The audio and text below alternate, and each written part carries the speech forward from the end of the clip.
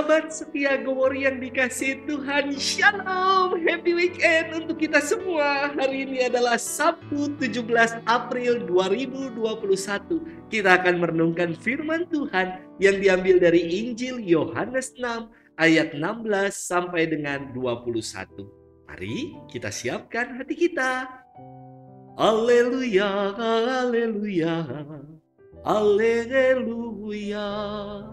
Kristus pencipta alam telah bangkit. Ia penuh belas kasih kepada umat manusia. Haleluya, haleluya, haleluya. Tuhan bersamamu dan bersama rohmu. Inilah Injil Yesus Kristus menurut Santo Yohanes, dimuliakanlah Tuhan.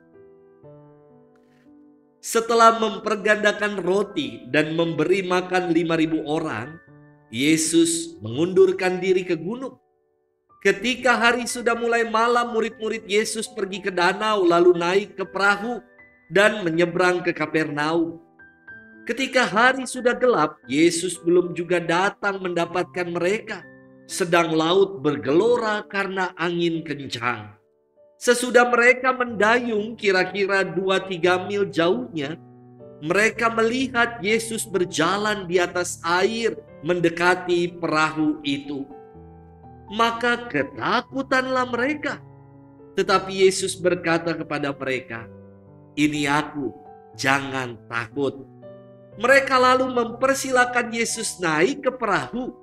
Dan seketika itu juga perahu mereka sampai ke pantai yang mereka tuju. Demikianlah Injil Tuhan. Terpujilah Kristus. Sahabat setia Gowori yang dikasihi Tuhan, Shalom. Heran saya sama orang yang senang main dengan petasan. Selain membahayakan, hanya bakar uang. Tidak ada faedahnya. Selanjutnya, bikin kaget dan ganggu orang.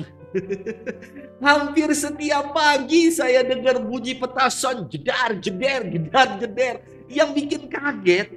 Kenapa sih nggak main petasannya di dalam rumah? Kenapa mainnya di luar rumah?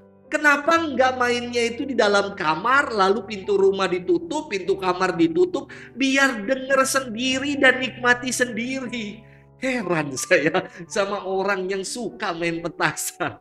Sahabat setia Gowori yang dikasihi Tuhan, mukjizat penggandaan roti belum juga menyadarkan para murid untuk mengenal dan memahami Yesus yang sejati. Mari kita kenal pribadi Yesus lebih dalam melalui firman hari ini. Pertama, Yesus adalah pribadi yang tidak pernah meninggalkan doa. Setelah ia melakukan pengajaran dan mengadakan mukjizat penggandaan roti kepada 5.000 orang, Yesus dikisahkan mengundurkan diri ke gunung untuk berdoa. Loh, kan Yesus itu Tuhan, Romo. Kenapa ia berdoa? Apakah Yesus berdoa kepada dirinya sendiri? Pertanyaan ini sering dilontarkan dan terkadang kita bingung untuk menjawabnya. Untuk menjawab pertanyaan tersebut, kita harus bisa membedakan Yesus dan Tuhan Yesus. Satu pribadi namun mempunyai dua kodrat. Dalam kodratnya sebagai manusia, ia kita kenal sebagai Yesus.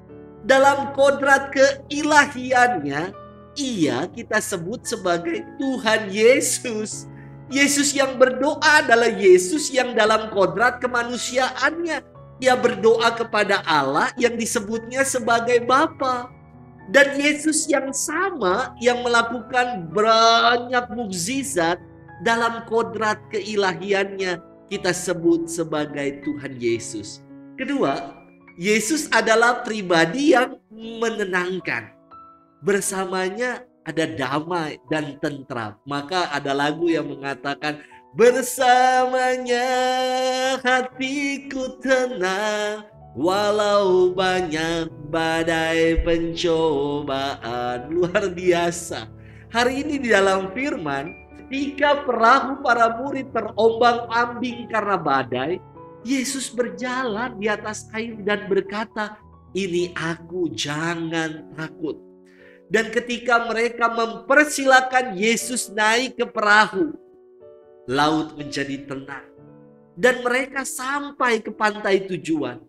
Sahabat setia Gowori yang dikasihi Tuhan, apapun yang kita alami dalam hidup ini, kalau kita membawanya dalam doa, menyertakan Yesus dalam perahu kehidupan kita, maka damai, ketenangan, dan tentram akan kita alami. Yuk, kita sertakan Yesus dalam pelayaran hidup kita. Tuhan memberkati kita sekalian. Dalam nama Bapa dan Putra dan Roh Kudus. Amin.